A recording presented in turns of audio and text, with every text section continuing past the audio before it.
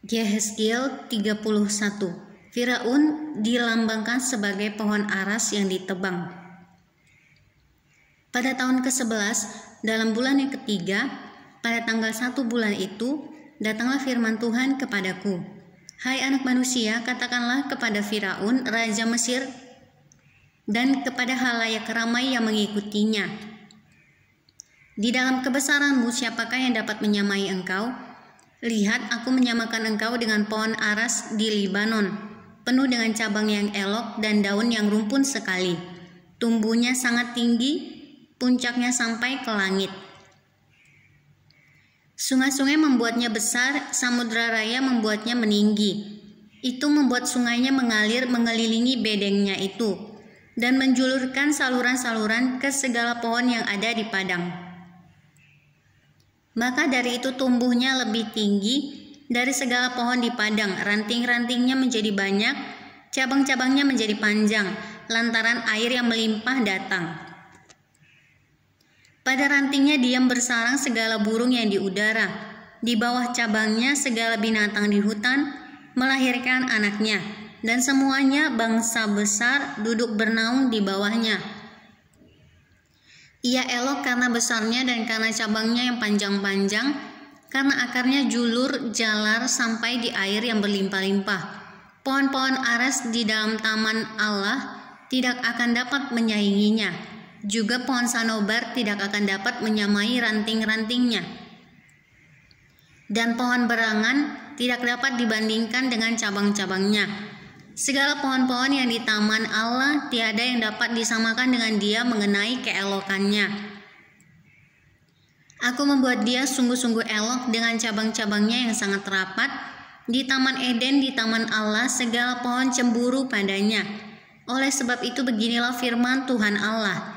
Oleh karena ia tumbuh tinggi dan puncaknya menjulang sampai ke langit dan ia menjadi sombong karena ketinggiannya, maka aku telah menyerahkan dia ke dalam tangan seorang berkuasa di antara bangsa-bangsa, supaya ia memperlakukannya selaras dengan kejahatannya.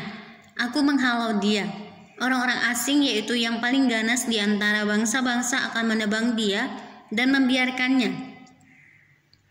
Di atas gunung-gunung dan di semua lembah, cabang-cabangnya berjatuhan, dan di semua alur sungai negeri itu ranting-rantingnya berpatahan, dan semua bangsa di bumi pergi lari dari naungannya dan membiarkan dia. Di atas batangnya roboh itu berhinggapan segala burung di udara, dan di antara cabang-cabangnya diam segala binatang di hutan. Semuanya ini terjadi supaya segala pohon yang di tepi air jangan meninggikan dirinya, dan puncaknya jangan dijulurkan sampai ke langit, dan supaya pohon-pohon besar, yaitu semua yang menghisap banyak air, jangan tetap berdiri di dalam kecongkakannya. Sebab mereka semuanya telah diserahkan ke dalam maut, ke dalam bumi yang paling bawah, di tengah anak-anak manusia yang telah turun ke liang kubur.